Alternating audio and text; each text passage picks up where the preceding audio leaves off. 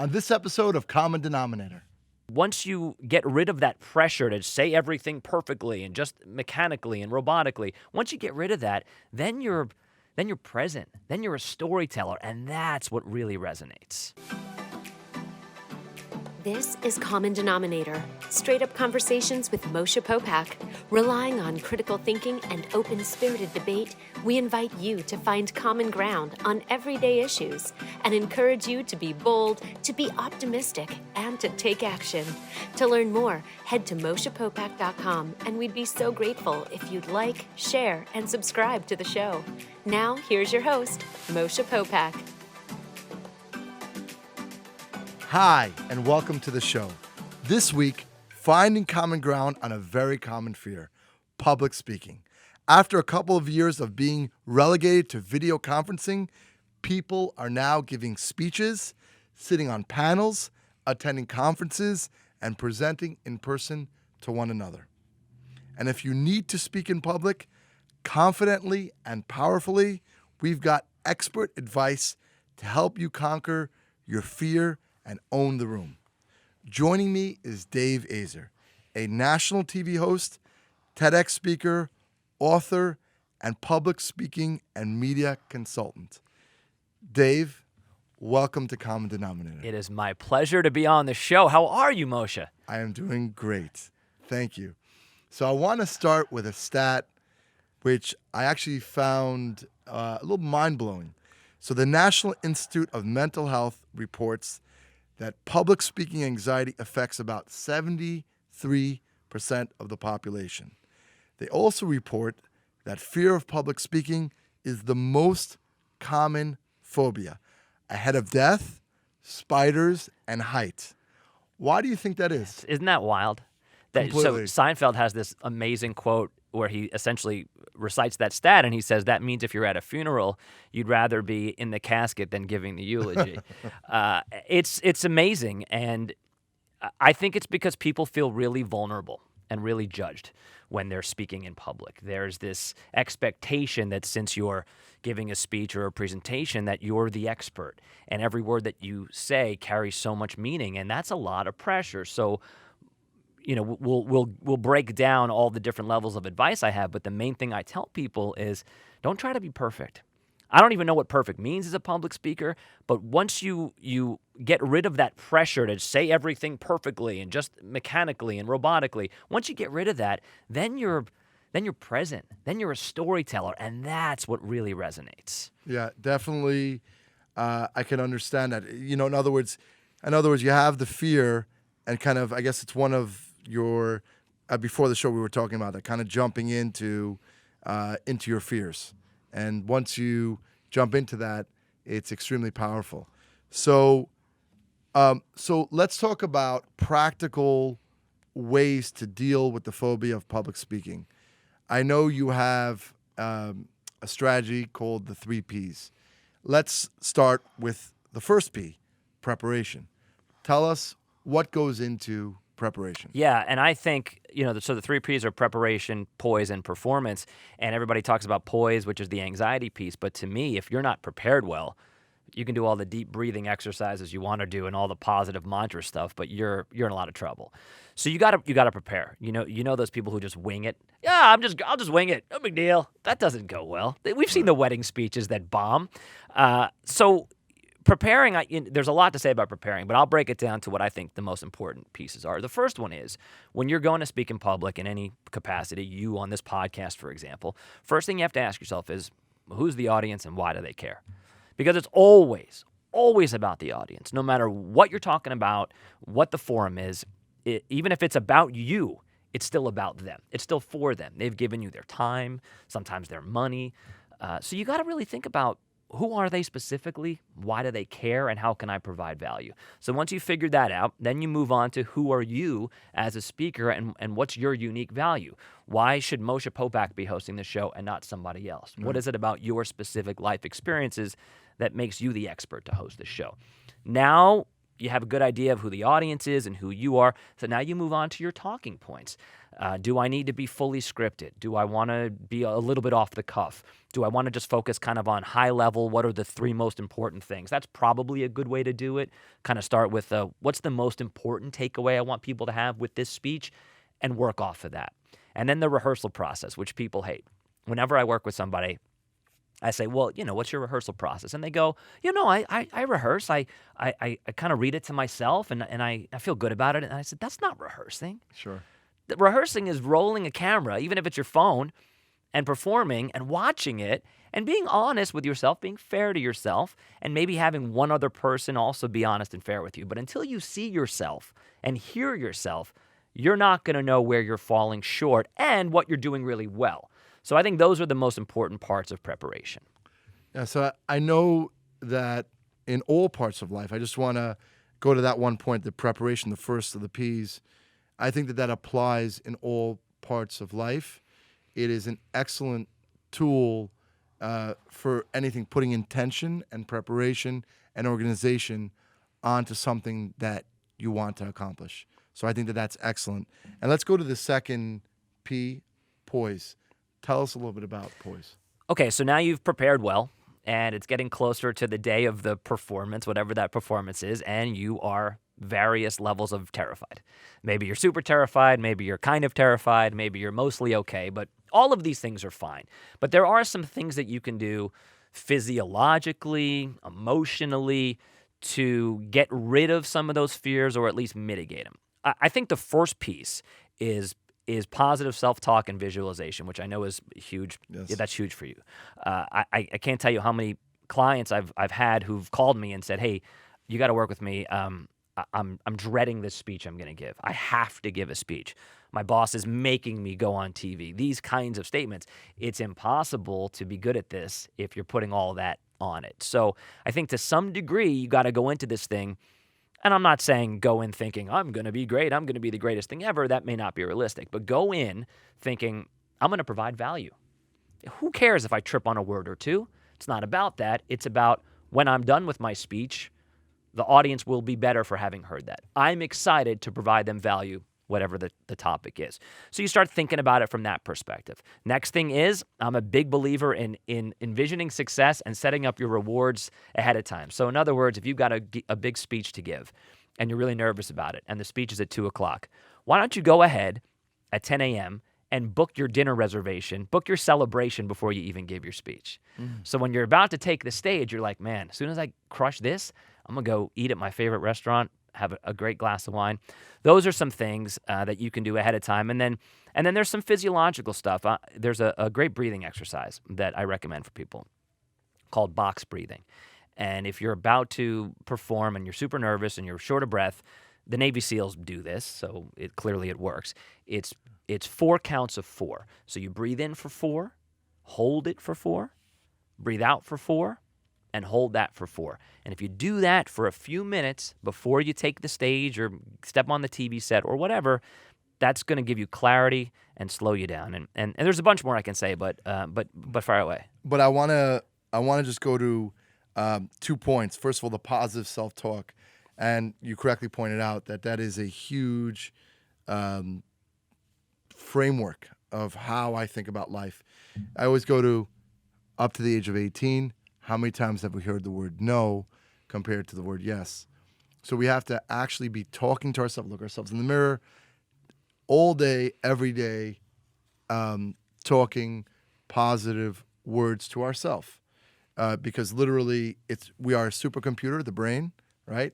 And we have to let us know that it's possible and to have those positive thoughts. And I am also a big fan of breathing techniques. I found Wim Hof. He's this breathing expert. And I know as a layperson, whenever there's fear, whenever there's nerves, he has an 11-minute breathing. It's funny, I've told different people about it, and it's a little too much for them, right? Because they build up. But for me, I find it to be great. And your technique, breathing, is excellent. And what I would say is, in this particular use case, you can actually make it sort of functional practical breathing. So while you're doing this box breathing, I recommend going through how you're going to start the presentation. Sometimes people get tripped up because they're 2 minutes away from giving a 10-minute speech and they're frantically trying to go through the whole 10 minutes in their head, and that mathematically doesn't make sense. But I have seen from years and years of interviewing people on TV and being on stages with people who suffer from public speaking anxiety typically struggle to get started, but once they get started, they're okay. So I really want people to start strong. So when you're doing your breathing before you're going on stage, I think if you just spend that time thinking about the first couple of things you're going to say and trust that if you start strong, you're going to get that momentum. A basketball player who makes their first couple of shots, forget it. They're on fire. So while you're breathing, think about, okay, I'm going to go out there. I'm going to soak in the applause for a minute. I'm going to say hi. I'm going to start with that joke I've been working on, and then I'm going to say that one thing that I've been, practicing over and over, and then I'm going to pause again, and I'm going to regroup, and then away we go. And I know you're a big fan of tennis, so I'm going to use the analogy. I think the word like cadence, right? You find your rhythm, and if you can kind of visualize it, once you get into it, that trust of yourself, right? It's like, okay, and then you get that rhythm going. Yeah, for sure. Again, I think people have a tendency to put so much on how they start. Because look, it's important. I understand that. You want to grab somebody right away. So you're already nervous about giving a speech or being on TV, but then you're like, oh man, I better not screw up in the beginning. And now your brain is going 100 miles per hour. But if you can slow down a little bit and kind of start easily, so maybe that means your first talking point is a short one, or you're just going to talk for a few seconds and then ask for a round of applause for the person who put the event together. And while people are clapping, you're actually selfishly taking a breath. You know what I mean? So it looks like you're doing this grand gesture of, let's have a round of applause for this person, but really you're doing it to give yourself a break. Just figure out little cheats to get yourself into it. So I love that.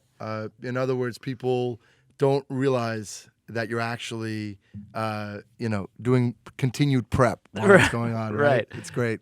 And let's go to the third P, performance. What is kind of different strategies within the third P? This is my favorite one to talk about. This is storytelling. This is the reward for all of the preparation, for all of the breathing. This is when all of that comes into play, and now you can just own the stage. I just think at its core, public speaking is storytelling, and that can be talking about your family vacation. It can be talking about third quarter earnings reports. I mean, anything can be storytelling. So it's on you to bring that energy and that passion to life. I'll give you, again, I'll mess it up, but I'll give you a Maya Angelou quote, approximate quote. Essentially, she says that people will forget the words that you say, but they'll never forget how you made them feel. And that, to me, is storytelling. It's okay if you trip on a word or if you get a Maya Angelou quote wrong. It's okay. What matters is that people feel something from your podcast or your speech or whatever. So, we can go into specifics of your eye contact and your hands, but I think fundamentally, performance is just being a really present and engaged storyteller. Right. So that's interesting because I've always heard about when you're communicating with a mass group of people, it's keep it on like a third, fourth grade level. When I think about that, you talk about storytelling.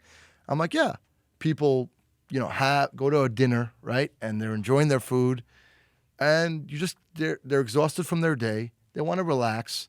What do they want to hear? They want to hear a story, and someone that's telling a great story or a bunch of different stories and connect them together. I'm like, oh, yeah, that's interesting, right? And just keep it simple. Don't go into like detailed decimal mathematics. So to your point, very, very well said. That's precisely why you have to rehearse on camera and somebody has to listen/watch your rehearsal. Because you may think you're giving the nitty-gritty essential stuff, but your wife or husband or a colleague watches it and goes, why are you talking about the Dewey Decimal System and what you had for lunch 3 days ago? Nobody cares. Right. Get to it already, man.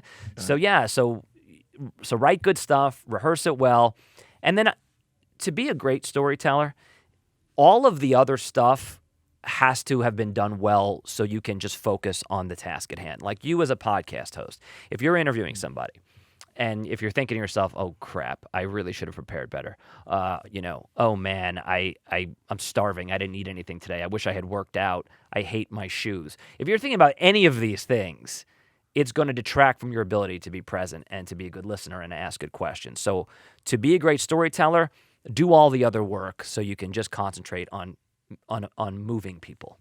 Yeah, no, I definitely understand that. I understand that, through my journey as, doing this podcast, just really trying to be present. But to your point, it is a lot of that preparation. And eventually I'm able to be more and more engaged. So take us back. How did you, right, it's number one fear, which we talked about. How did you originally get into the public speaking? When I was a kid, growing up in New York, I wanted to play for the Yankees. That was it. I just wanted to play center field, shortstop, just want to play for the Yankees. I realized pretty quickly that wasn't going to happen. So I said, okay, let me talk about sports. So I wanted to be a sportscaster.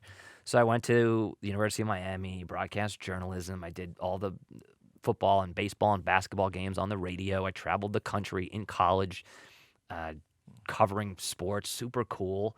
And I thought, I'm going to be a sportscaster. So I graduated college and moved to Orlando. And it's a long story. I'll give you the very short version of it. But the short version of it is a couple years in Orlando, and I ended up randomly auditioning for Nickelodeon, which was like never the plan. Nothing against Nickelodeon, but that was never the plan. And one thing led to another. I ended up hosting a show called Slime Time Live on Nickelodeon, which was supposed to be a 10-week show and was a 5-year show on every day live. And it changed my life. And so I just became this game show host on kids' TV, sliming people and throwing pies in their faces. And one job led to another. I moved to LA, I moved to Manhattan, and ever since then, I've just been this guy who's on camera and on stages talking to people. What was your favorite experience or show on Slime Time? What would you say? Because I remember watching the show, and it was always a lot of fun. Yeah, that's a great question, because the thing about that show was it was always so fun. It was outside, unless it rained. It was a live audience, so there was like a ton of energy. We had celebrity guests on. I think what I would say is, so this is a good story for anybody who's sitting in your chair and is a host or is going to host anything, a panel, a TV show, whatever, a Zoom video conference. So picture this. We'd been in rehearsals, and it was finally the day for Slime Time to launch. And that's a live show. And I'm 23 at the time, live national TV. The whole crew is young. Everyone's young. And here we are. It's day one of Slime Time Live. And the very first segment, the intro to the show, hey, everybody, this is Slime Time Live, brand new show. So excited you're here. Was like the first segment was like 2 minutes. And the creative behind it was, camera's on me, and I'm walking the audience around the set, and I'm saying, this is the Slimulator, and over here is the pie machine, and and look, there's this person. High energy. And I made a deal with myself before we started, because I was kind of nervous. But I said, all right, dude, just get through the first segment. Much like I said earlier about starting strong. Sure. I said, just get through the first segment, and then let's see what the rest of the day looks like. So I was like, all right, guns blazing. I'm going to do this. So I come out, 3, 2, 1, boom, live TV, 2 minutes of me walking around going, this is this, and check out this, and look at this, and wow. And we'll be right back. We go to commercial, and everybody on the crew was like, yes, we did it. We're all high-fiving each other. We're super excited. Audience is clapping. And the director gets in my ear. He's like, Dave, great job. But, and you're like, oh, geez, what? There was a problem with master control. Nobody heard anything you said. Oh, my God. So my very first segment on live TV, I look like a crazy person, just sort of mouthing words for 2 minutes. So the second segment on live TV was explaining what I was saying in the first segment. And that was my sort of indoctrination to the world of broadcasting. But I think actually it's probably my favorite moment ever, because it taught me so much about this business and how to handle stuff like that. Right. So when you're live, right? There's no going back. And people are forgiving, I find. It doesn't. 1,000%. Yeah. So, right, that's such a good point. You know, when live news anchors make mistakes, or if a light falls, or now if they're talking about really serious, sad stuff, okay, that's a different story. But as long as the content is not overly depressing and something happens, I say acknowledge it because the audience then feels like they're in on it, you know? Yeah. So yeah, that goes back to what we're talking about, not worrying about being perfect. You're not going to be.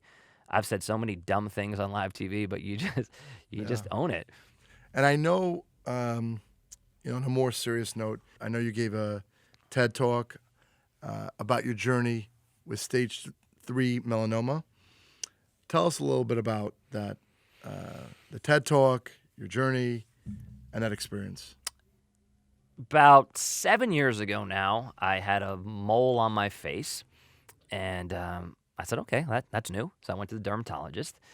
But on that particular day, I didn't see my actual dermatologist. I saw the physician assistant. And, whether that person made a mistake or not, I don't know. But the physician assistant looked at it and said, that's nothing. It's cosmetic. Leave it alone. Don't worry about it. I said, okay, you're the physician assistant. I'm not. Okay, great.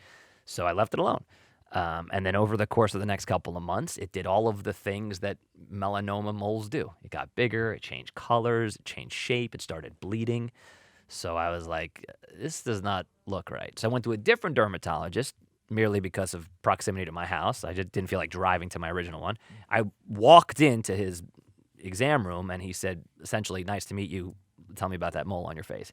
And biopsied it, and it was melanoma. And it was originally thought not to be serious because it was still fairly small at the time, but after surgery, they had deduced that it was starting to already spread. It already spread into my neck, into the parotid gland on my face, and it was melanoma is a very aggressive cancer. So once it starts spreading, it spreads really quickly. So that was terrifying because I thought, okay, even though I have this cancer, we caught it quick. It's going to just be a wake-up call. I'll wear sunscreen. Never again will this happen to me. But now it's stage 3, so now I go in for this second surgery, and that's a 14-hour surgery. Oh. They take out 60 lymph nodes from my neck, take out the parotid gland from the side of my face. Plastic surgeon comes in, cuts my stomach apart, takes some fat, puts it back in my face and my neck so I can look, because I'm still on TV at the time, right? So now I'm like, A, am I going to live? And B, if I do live, can I have my career back? So there's a lot going on. And spoiler alert, I'm alive, so that, I'm cancer-free, which is amazing. So a couple of years ago, I had the opportunity to give a TED Talk, and I thought, I don't know that a lot of people know a lot about melanoma, but I feel like it's sort of my calling now I survived this thing, and I'm a public speaker, and I feel like it would be reckless of me not to tell my story to help people. So I wanted to give a speech about that, and I needed a cool angle because TEDx talks are always about like taking something and flipping it on its head. And so I mentioned earlier that during the surgery they removed my parotid gland. That's salivary gland. So since I don't have one on the left side of my face, whereas you salivate when you eat and think about food, I sweat because I don't have saliva. I have sweat glands. It's very complicated physiologically, but essentially if I even look at food sometimes, I just start sweating off the side of my face, or if I eat a burger, I'm wiping the side of my face. And as silly as it may or may not sound, I was really self-conscious about that for the first few years of my whole cancer treatment. So here I am, stage 3 aggressive cancer, worried it's going to come back, worried I might die, and I'm also worried about eating food around people because I'm embarrassed. So I wrote my talk about that, and I called it Sweating the Small Stuff. And the premise behind the talk was own your stuff.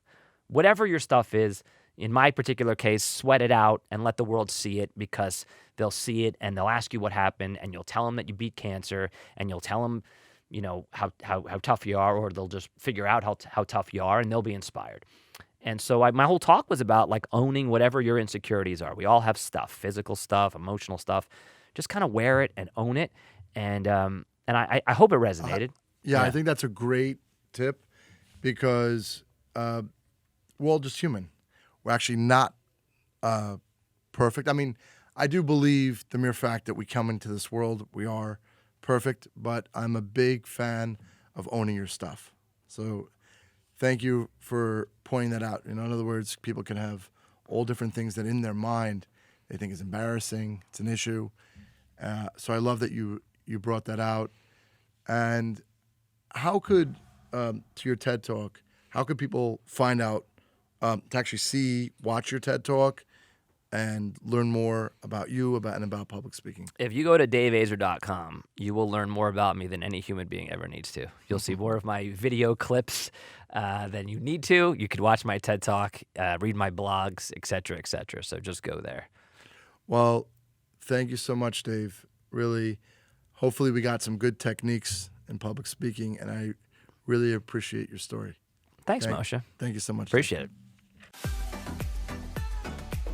Thanks for listening to the Common Denominator podcast. Join us next week for another inspiring, impactful, and empowering conversation. To learn more about Moshe, head to moshepopack.com. If you enjoyed this episode, feel free to share it. And we'd be grateful if you could rate, review, and subscribe to the show.